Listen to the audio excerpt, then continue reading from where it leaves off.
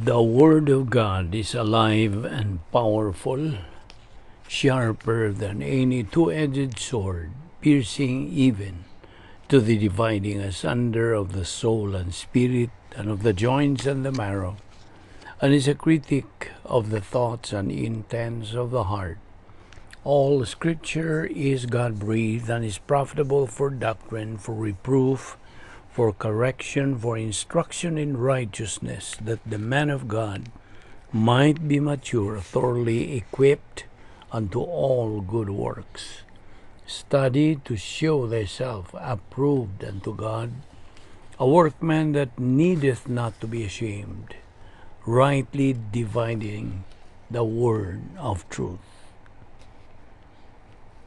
Psalm 33:6, by the word of the Lord the heavens were made, and all the host of them by the breath of his mouth.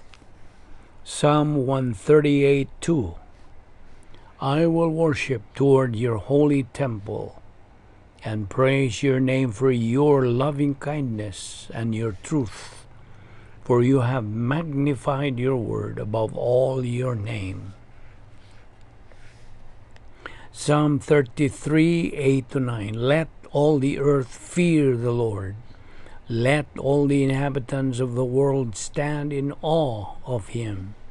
For he spoke, and it was done. He commanded, and it stood fast. Revelation 22:18-19. For I testify to everyone who hears the words of the prophecy of this book. If anyone adds to these things, God will add to him the plagues that are written in this book. And if anyone takes away from the words of the book of this prophecy, God shall take away his part from the book of life, from the holy city, and from the things which are written in this book. Mark 13:31, heaven and earth will pass away, but my words will by no means pass away. Isaiah 55:10-11. For as the rain comes down and the snow from heaven, and do not return there, but water the earth and make it bring forth and bud, that it may give seed to the sower and bread to the eater, so shall my word be that goes forth from my mouth. It shall not return to me void, but it shall accomplish what I please, and it shall prosper in the thing for which I sent it. Before we start our Bible study, nining adlaw sama sa nandan gikinahanglan ang atong pagsusi sa atong tagsatag sa kakalag. Atong tanawon, susihon, sutaon, kung napa ba kita mga sala.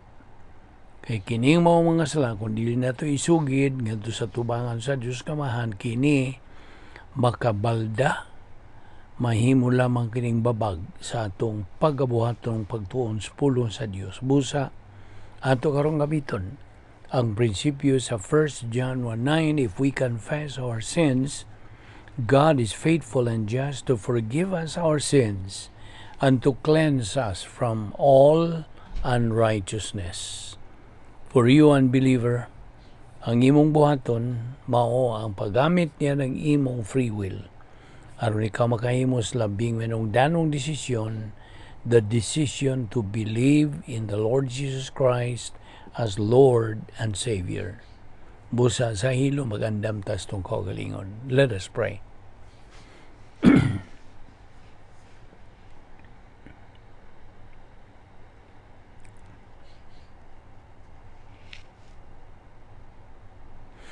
Balaan na mga Diyos, nagapasalamat kami kanimo nining lain sa mga adlaw nga imong gipadangat kanamo nga buhay pa kami nining among lawas.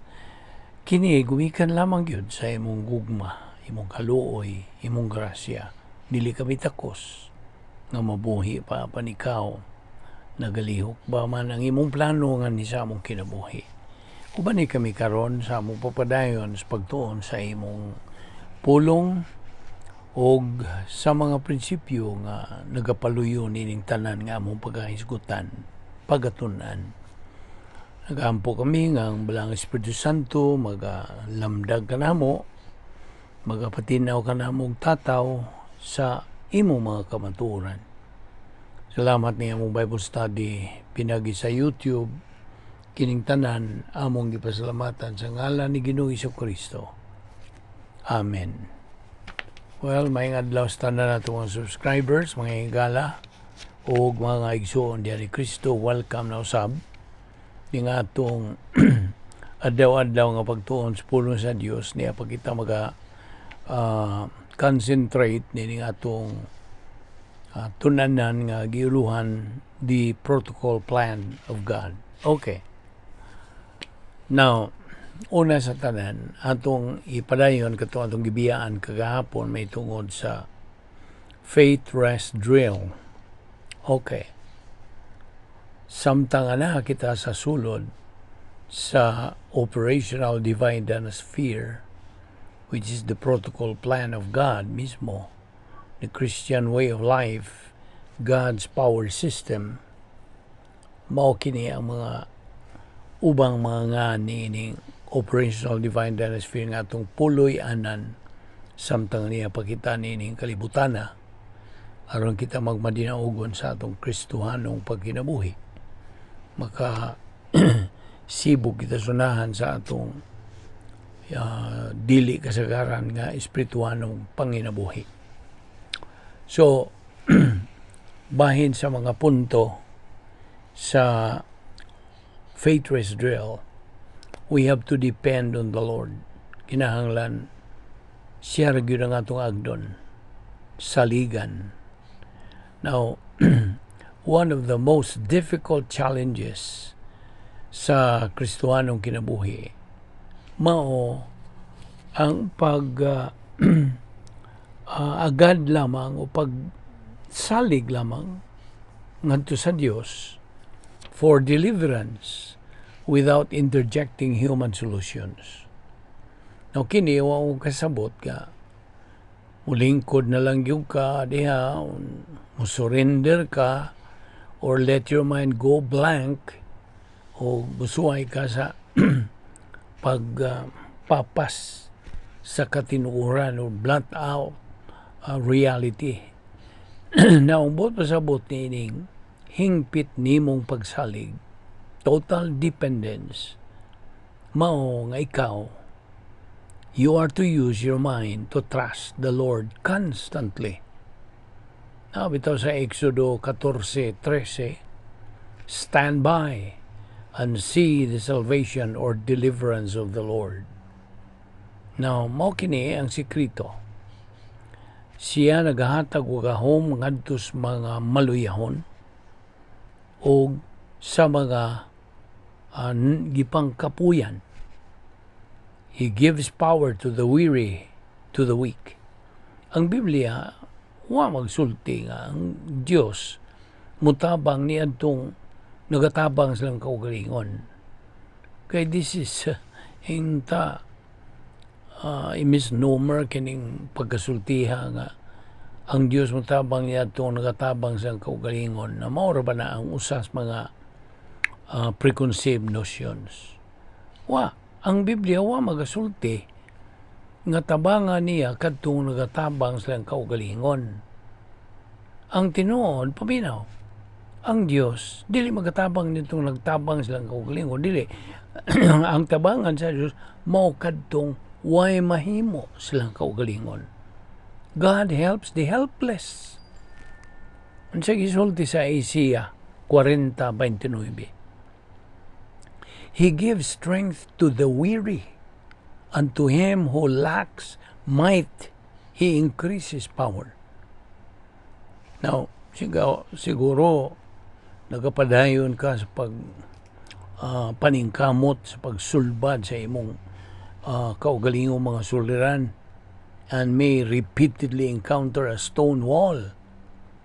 You may have the bombs on your head na hubag na sa imong huboy ng imong niya na to show for it. What you must do, paminaw, ang imong angayang buhaton, mao ang pag-ila sa imong hingpit nga pagkaway mahimo sa imong kaugalingon, and to begin to depend on Him. Exodo 14:14 na kanayon, the Lord will fight for you while you keep silent. Sabta gina. So how do you depend on the Lord? Unsao man nimo pagsalig, pagsandig, pag-agad ngadto sa Dios. First, kinahanglan ikaw makaamgo nga ang depend, pagsalig, pag-agad can also be understood as trust or faith, pagtuo. Now, of course, naikapidaan ka mga Hebrano, mga pulong alang sa kanang pagtuo. Like for instance, nining pulong nga aman, nga kini gi-translate og believed diya sa Genesis 15:6. Kini primarily is used alang sa kaluwasan. It means to use God as a prop or as a foundation to lean on Him. Mao kanay aman. Sunod, batak. Kining batak gi-translate kini og trust, pagsalig diya sa Salmo 37:3 ug 5 og Salmo 91 versikulo 2. This was originally used for one wrestler body slamming another. Now, gikan niining maong derivative, ang pulong may tungha, to mean, pick up your troubles and slam them on the Lord. Na, punita ang ang imong mga suliran o ilamba ngadto sa Dios. Slam them on the Lord. This is the basic word alang sa faith rest. Sunod nga pulong, kasa. Diya sa Salmo 57:1, originally nagpasabot kini og to flee as a rabbit seeking refuge in the cleft of a rock. Now, again, it is a word for faith alang sa pagtuo. Ang salmista may gamit sa inunta kaamgid for hiding in the cleft of the rock. Maghubong ka o maubay binsaya, muhubong ka sa kanang pangpang, inunta cleft of the rock, o kini nagarepresentar kang Ginoong Jesucristo, where nothing can touch you. Wala yung makatandog kanimo. Sunod nga pulong is yakal, na ato ning mabasa diya sa Job 13:15 o Lamentaciones 3:21 o 24. Now this carries the connotation of trusting, pagsalig, while in extreme pain. Now,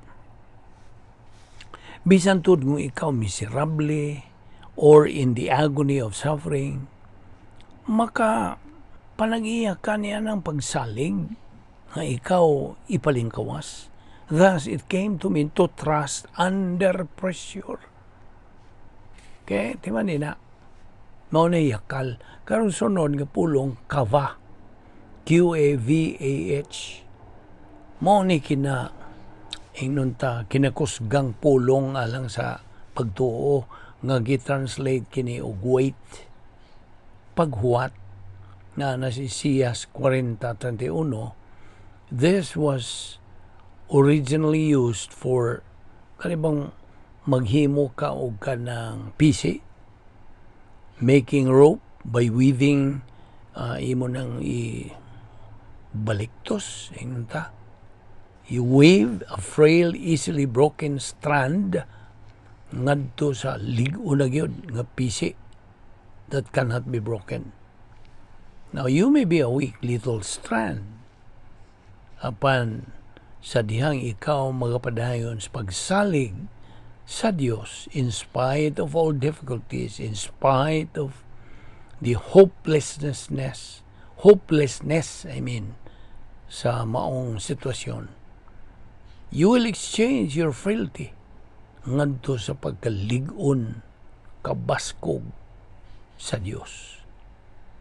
Yes, Isaiah 40:31, yet those who wait for the Lord will gain new strength. They will mount up with wings like eagles. They will run and not get tired. They will walk and not become weary. Na, ang resulta, God, sa pagpadayon ni ining faith rest technique, in spite of unsa ka nang kadagko nga mga suliran, mga gumunhap, in an exchange of human strength for divine strength. You see, pulihan ang tawhan ng kaluyahon ngadto sa unsa, tawhan ng kalig-on, divine strength. Sa lain pagkasulti, kung ikaw mo sulti na, Ginoo, dili ko makahimo niini. I cannot do it, Lord. So, ang Diyos, ang Ginoo, kanunay gyud siyang mutubag, but I can. Makahimo man ko. I will give you the strength. Aron ikaw makalahutay. Yan ang imong giatubang nga suliran. Ako kang sangkapan sa matag resource necessary for you to meet this tragedy sa imong kinabuhi. So, you trade in your inadequate human strength for God's all-sufficient power. Unsa resulta? Mo lupad ka. You mount up with wings like eagles. You do not live down in the dumps. You soar above your problems. Furthermore, you will run and not get tired. Mudagan ka nga, di yung kang kapuyan. Notice that the exchange of strength, wa ni disenyo for sprinters. Unsa may pasabot og sprinter? Kining sprinter is one who believes God's promises for a short time. Sa makadiyot lang, especially when he is in trouble. Apan, sa dihang suliran mawa, once it disappears, so does his faith. Namaw na. Apan sa laing bahin, ang Diyos nung kusog, gidisenyo kani for the long-distance runner who appropriates God's power at a steady pace. Ang gahom sa Diyos does not fluctuate. Dili magaw-aw. It is constant and continuous. Ugwa ni magaagad on the ebb and flow of human strength. Wala. Ang Diyos nung gahom, diya sa imong kinabuhi, nagaagad sa imong pagsalig diya sa pulong sa Diyos atol sa mga tough times or in prosperity. So do you live by fits and starts? Or do you advance steadily towards spiritual maturity? Ginamit nimo ang dili kasagaran nga supernatural provisions of God. Ang gahom sa Diyos nga Espiritu Santo combines with the Word of God sa imong pagtuman sa Kristohanong paagis pagkinabuhi. Roma 8:16, Hebrewanon 4:12. Ingon nga magtutudlo sa pulong ang Espiritu Santo, miyembro kini sa balaang Trinidad nga mao'y magapadayag sa pulong sa Dios. Ang pagpuno sa Espiritu Santo o ang imong pagpundo sa daghang mga doktrina diya sa imong kalag, mao ni makahatag sa gahom sa Dios available in the believer's life. The faith rest technique mao ni ang pagi of utilizing that power. Ug sa diha nga magtutuo mo angkon ni ining why kinutubang gahom for every need sa iyang kinabuhi, he becomes a Christian at ease. At ease. Pagka hanoy o unsa, relax. Then he will walk and not become weary. Mo na gingon. Ang matag magtutuo is weary at times, di ba? Magmaluyahon, kanang kapuyan. Of course, we all become discouraged. We all throw in the towel from time to time and give up. Pero hindi mo nakalikayan. That's natural. Kaya ang paglakaw ko diha depicts the believer in fellowship with the Lord. Galatians 5:16, Ephesians 5:18. Nga ang usa ka magtutuo nga dili kapuyan, dili man siya hingpit. Rather, he logs a maximum amount of time in fellowship with God. Kining moong magtutuo nga itong isgutan, nasayod o nagaangkon sa mga saad sama diya sa Salmo 55:22. Cast your burden upon the Lord and He will sustain you. He will never allow the righteous, the believer in Christ, to be shaken. Na, kita nimo unsa kami nung danon kining faith rest dwell. So therefore, it pays to wait. May nung danon gyud ang imong paghuwat. Unsay gisulti sa Isaiah 40. Of course, kining maong teksto nagatudlo that it pays to wait for the Lord, to keep on trusting Him. Padayon sa pagsalig kaniya. Kay siya lamang ang bugtong Diyos nga you can keep trusting with, the assurance that all your problems will be solved. Dili na makakawangon sa Diyos. Basta nagasalig lang ka kaniya. The one who formulated the solutions to all the exigencies of life. Anaan yan yung maong gahom sa pagsulbad sa tanan ng mga suliran. Lucas 1:37, for nothing will be impossible with God. Nothing. Kaya ang tao, God, murag, believe gyud siya sa iyang mga siyentipiko nga kaugmaran, scientific progress. Ang bago niya mga teknolohiya, iyang mga inunta exploration of outer space. But is man's achievement compared to the handiwork ni Ginoong Jesucristo? Christ put into existence the innumerable stars and galaxies. Dili mayhap. Salmo 8:3, Colosas 1:16-17. Don't you think He can handle your problem? Kita nimo? Siya nagabuhat ng tanan. Unya dili siya makasulbad sa imong suliran. Because of who He is and what He can accomplish, kinahanglan kag kalinaw, gahom, kalig-on, even in the most adverse of circumstances. Ang imong pagtuo should be an ever-present, positive, moment-by-moment nga unsa. Matagutdo gyud na nga pagsalig diya sa gahom sa Dios to handle your catastrophes. Ang usa ka magtutuo nga hamtong na mature believer believes the promises of God regardless of what happens. Bisan pa man gani kadtong nahitabo ni Job. Even to the extent that Job believed when he said, though He slay me, I will hope. Meaning have confidence in Him. Job 13:15. Mao na ang waiting on the Lord.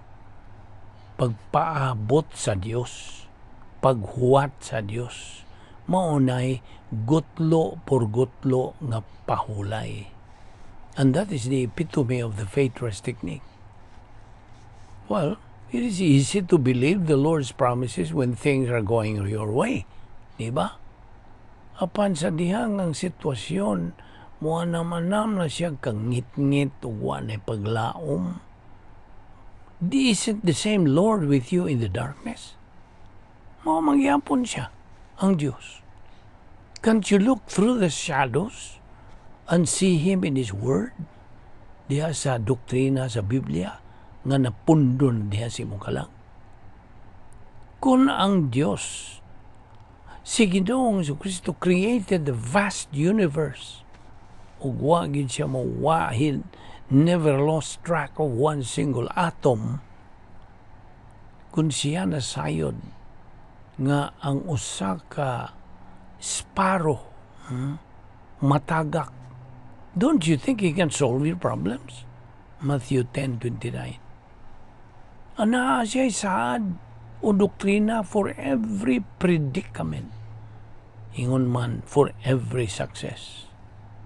Kay si Ginoong Jesucristo mao ra gihapon siya kaniadto karon og yes forever. Hebrehanon 13:8. Dini siya musab. Never. He will never change. He will continue to wait for you to trust Him. Aron ikaw iyang panalinginan. Isaias 30:18. Therefore the Lord longs to be gracious to you, and therefore He waits on high to have compassion on you. For the Lord is a God of justice. How blessed are all those who long for Him. So ang pagpaabot, paghuwat sa Diyos is the greatest economy of time. So keep on believing the Word of God. Padayon sa imong pagsalig diyas pulo sa Diyos, no matter what happens. No matter what the difficulties, bisag unsa pang mga gumunhap, mga pagpiit, pagsulay, no matter how adverse your circumstances. Hebrews 11:6 unsay gisulti. Without faith it is impossible to please Him. For he who comes to God must believe that He is, and that He is a rewarder of those who seek Him. Labihan sa kadaghang mga saad sa Dios, alang kanimo magtotoo. Gani na 7,000 ka mga saad. Labihan sa kadaghan. Mao nang pangutana, pila naman ka mga saad sa Dios ang imo nang nakatunan o nasilsil na diya si mukalag. Kana mao Yahweh nga gihatag sa Dios kanimo nga imong gamiton aron ikaw magkinabuhi nga haruhay, hayahay ug naay tumang kalinaw ug kalipay. Mao kini ang buti pasabot sa kinabuhi nga may pagtuo nga nagadala og pahulay. The faith-rest life. O kini, anaa sa sulod sa operational divine dynasphere nga the other name is the protocol plan of God. Magapadayon kita sa paghisgot nini ugma. Musayog sipyat sa sumpay nini. Magampo ta. Balaan na mo nga Diyos. Salamat nining matamis ngay gayon sa among pagpakigambitay kanimo sa among mga pulong. Inaot nga kini madugang sa napundon na mong mga kamaturan din sa among kalag. Makadugang kini sa panalangin sa among kinabuhi. Salamat ni grasya. Among Bible study every day ubos sa Vic Balbido Evangelistic Ministry. Gamita lamang kini mong ministry in a mighty way ug sumala sa imong kabubuton. Kining tanan among gipasalamatan sa ngalan ni Ginoong Jesucristo. Amen.